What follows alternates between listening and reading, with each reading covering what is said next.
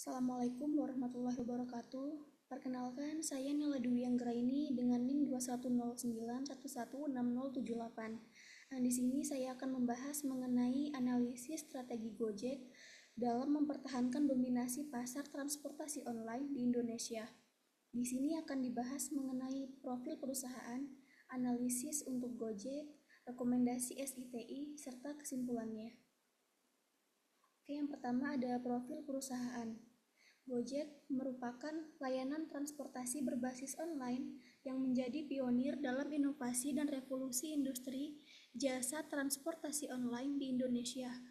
Gojek sendiri didirikan pada tahun 2010 oleh Nadiem Makarim, Kevin Alui, dan Mikhail Angelo Moran di bawah naungan PT Aplikasi Karya Anak Bangsa.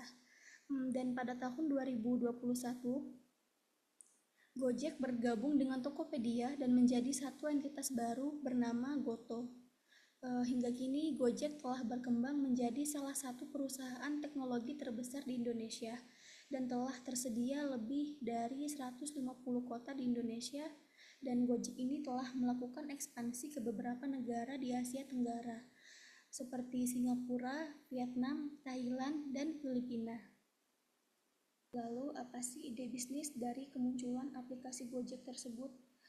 Ide bisnis dari Gojek yaitu berasal dari pengalaman pribadi Nadiem menggunakan transportasi ojek hampir setiap hari ke tempat kerjanya untuk menembus kemacetan di Jakarta. Saat itu ia masih bekerja di Zalora, dan pada saat itu ia berdiskusi dengan tukang ojek, dan tukang ojek itu merasa ia banyak menghabiskan waktu untuk menunggu para pelanggan di pangkalan. Bahkan menurutnya sangat sulit untuk menemukan pelanggan yang mau menggunakan jasa ojek. Dari pengalaman tersebut, Nadiem Makarim melihat adanya peluang untuk membuat sebuah layanan yang dapat menghubungkan penumpang dengan pengemudi ojek. Jadi dasar dari terbentuknya Gojek ini adalah untuk membantu driver dan konsumen atau penumpang. Bagi driver tersendiri itu untuk menambah pemasukan, dan bagi penumpang untuk sampai ke tempat tujuan dengan mudah dan cepat. Selanjutnya adalah visi dan misi dari Gojek. Visi Gojek adalah untuk membantu memperbaiki struktur transportasi di Indonesia, memberikan kemudahan bagi masyarakat dalam melaksanakan pekerjaan sehari-hari seperti pengiriman dokumen, belanja harian, dengan menggunakan layanan fasilitas kurir, serta turut mensejahterakan kehidupan tukang ojek di Jakarta dan Indonesia ke depannya. Sedangkan misi dari Gojek yang pertama adalah menjadikan PT Gojek Indonesia sebagai jasa transportasi tercepat dalam melayani kebutuhan masyarakat Indonesia. Selanjutnya, menjadikan PT Gojek Indonesia sebagai acuan pelaksanaan kepatuhan dan tata kelola struktur transportasi yang baik dengan menggunakan kemajuan teknologi. Selanjutnya, meningkatkan kepedulian dan tanggung jawab terhadap lingkungan dan sosial. Dan terakhir, memberikan layanan prima dan solusi yang bernilai tambah kepada pelanggan. Lalu di sini terdapat beberapa analisis yang digunakan untuk kemajuan Gojek ke depannya. Yang pertama ada Golden Circle untuk menemukan tujuan dari suatu bisnis atau merek. Di sini digunakan 3 pilar, yaitu why, kenapa, how, bagaimana, dan what, apa. Alasan Gojek didirikan di sini yaitu untuk membantu memperbaiki struktur transportasi di Indonesia. Lalu yang kedua ada how atau bagaimana. Gojek ini hadir untuk mengatasi masalah transportasi publik di Indonesia dengan menyediakan platform online yang bisa diakses melalui smartphone. Lalu ada what atau apa yang dilakukan Gojek dalam mengimplementasikan ide tersebut, yaitu dengan menghadirkan berbagai layanan, mulai dari transportasi online, makanan, pengiriman barang, pembayaran digital, dan layanan lainnya yang menjadikan kehidupan lebih mudah dan efisien. Lalu selanjutnya ada analisis Pestel Framework yang digunakan untuk membantu organisasi merancang strategi lebih baik, mengidentifikasi peluang bisnis, mengelola risiko, serta merespon perubahan lingkungan dengan efektif. Di sini terdapat beberapa kategori utama yang digunakan dalam menganalisis PESTEL, yaitu political, economic, sosial, teknologikal, legal, dan environmental. Untuk political di sini terdapat dukungan dari pemerintah Indonesia terhadap ekonomi digital dan startup, termasuk Gojek itu sendiri. Selanjutnya untuk ekonomi, di sini yang pertama ada harga yang transparan dan terjangkau, membuat masyarakat cenderung lebih menggunakan layanan transportasi Gojek. Lalu yang ketiga ada sosial, yaitu gaya hidup masyarakat mempengaruhi tingginya pengguna ojek online. Selanjutnya konflik antara ojek pangkalan dengan mitra Gojek. Selanjutnya ada teknologikal, yang pertama yaitu perkembangan inovasi layanan baru. Selanjutnya ada serangan cyber. Setiap aplikasi yang berhubungan dengan teknologi tidak terlepas dari ancaman kejahatan cyber, termasuk Gojek. Dan selanjutnya ada legal, yaitu dilindungi regulasi oleh Kemenhub. Dan terakhir ada environmental, yaitu dengan meluncurkan fitur ramah lingkungan. Selanjutnya adalah market sizing analysis, untuk memperkirakan potensi ukuran pasar untuk suatu produk atau layanan tertentu. Di sini digunakan TAM, SAM, dan SOM. TAM di sini berisi pasar transportasi online di Indonesia. Yaitu di sini ada jumlah penduduk Indonesia sebanyak 279,6 juta jiwa dan persentase yang menggunakan internet sebanyak 79,5% dan persentase pengguna smartphone 67,29% dan jumlah perjalanan harian perkiraannya sebanyak 3 juta. Oleh karena itu nilai pasar dari TAM sebesar 15 triliun. Dan SAM di sini berupa pasar transportasi online di kota-kota besar di Indonesia. Dengan jumlah kota besar di Indonesia lebih dari 50 kota dan rata-rata populasi besarnya 1 juta jiwa dan persentase pengguna internet di kota tersebut sebanyak 85% ke atas dan persentase pengguna smartphone di kota tersebut 70% ke atas, sehingga nilai pasar dari SAM yaitu 10 triliun. Dan untuk SOM di sini berupa pangsa pasar Gojek di pasar transportasi online kota besar. Pangsa pasar Gojek di Indonesia itu lebih dari 50%, diperkirakannya segitu, sehingga nilai dari SOM yaitu sebesar 5 triliun rupiah. Selanjutnya ada Porter 5 Force, yaitu digunakan untuk menggambarkan kerangka sebagai analisis pengembangan suatu bisnis. Yang pertama ada kompetitor in the industry atau persaingan dalam industri sejenis, dan yang kedua ada threat of new entry atau ancaman dari pendatang baru. Yang ketiga ada customer atau buyer power, yaitu daya tawar pembeli. Yang keempat ada supplier power, daya tawar pemasok, dan terakhir ada substitutes, ancaman produk pengganti. Yang pertama dibahas di sini yaitu adalah kompetitor in the industry. PT Gojek sendiri itu bersaing ketat dengan perusahaan lain dalam harga, kualitas, layanan, dan fitur aplikasi. Contohnya pesaingnya seperti Grab, Maxim, dan InDrive. Lalu yang kedua ada threat of new entry. Gojek ini adalah perusahaan startup pertama dan menjadi market leader sehingga menjadi tantangan yang kuat bagi pesaing baru. Namun peluang untuk sukses masih terbuka lebar.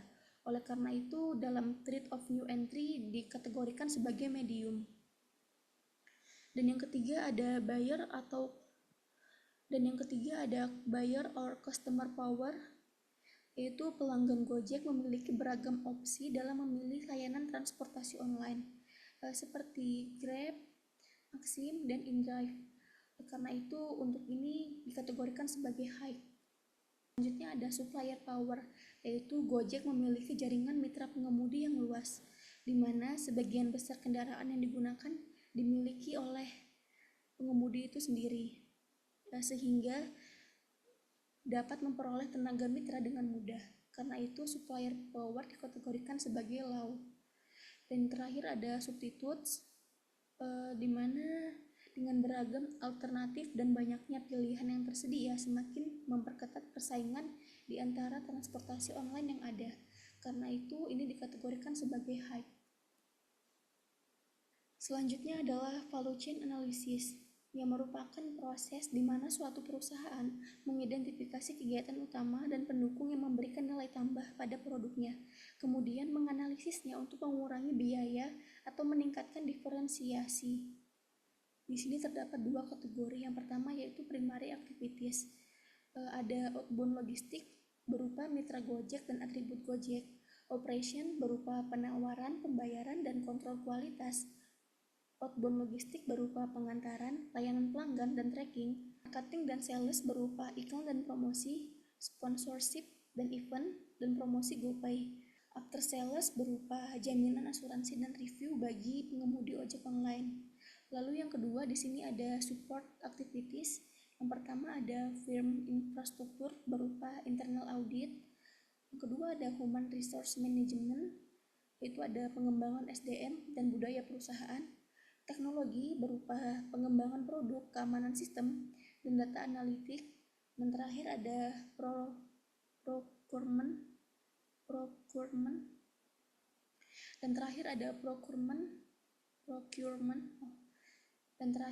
procurement berupa pengadaan atribut.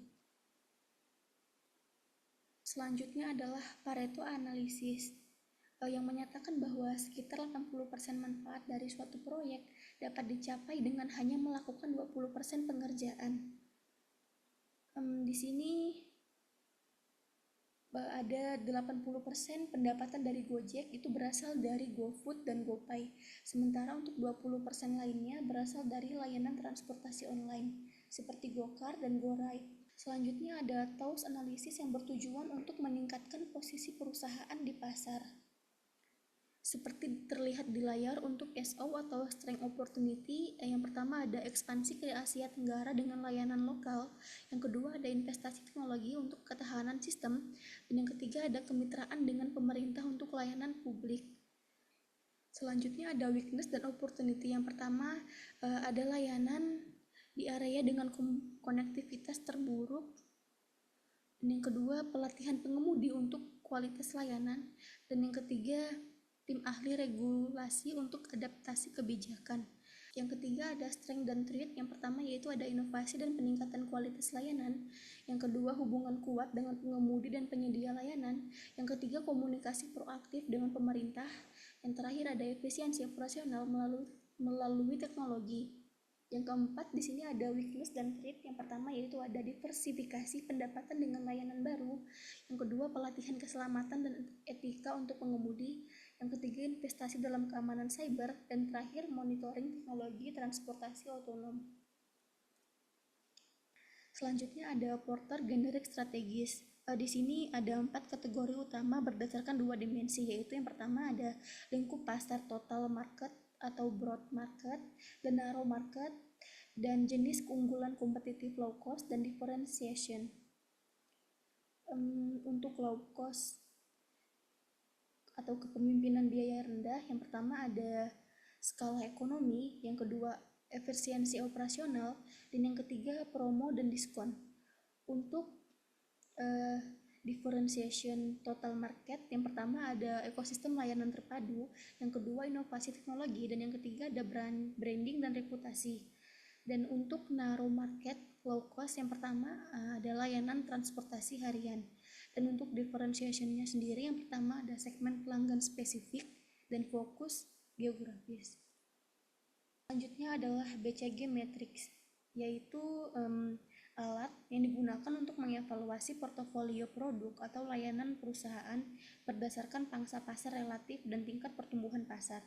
Dalam hal ini Gojek termasuk ke dalam STAR, yang berarti produk atau unit bisnisnya berada dalam pangsa pasar yang dominan, serta pertumbuhan yang cepat dan menghasilkan uang yang besar.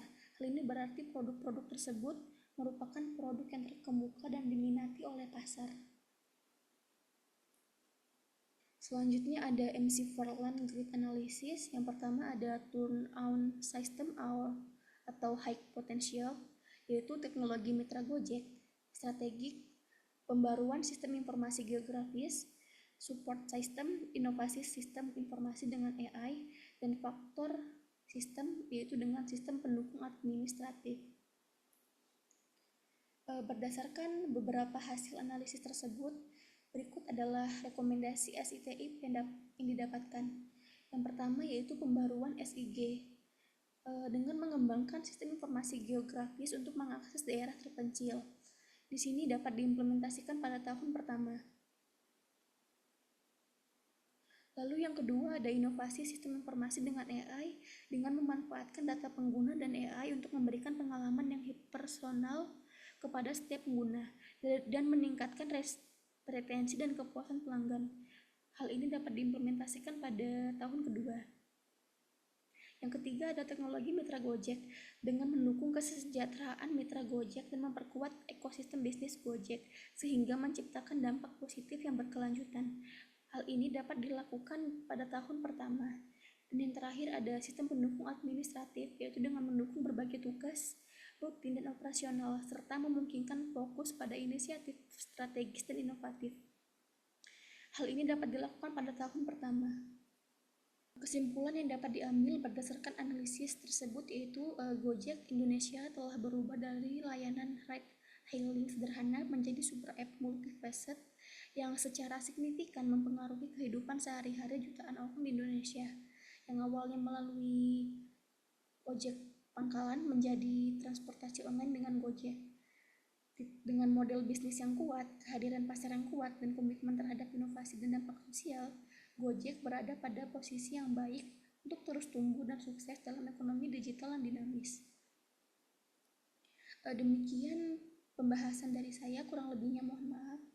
Terima kasih. Assalamualaikum warahmatullahi wabarakatuh.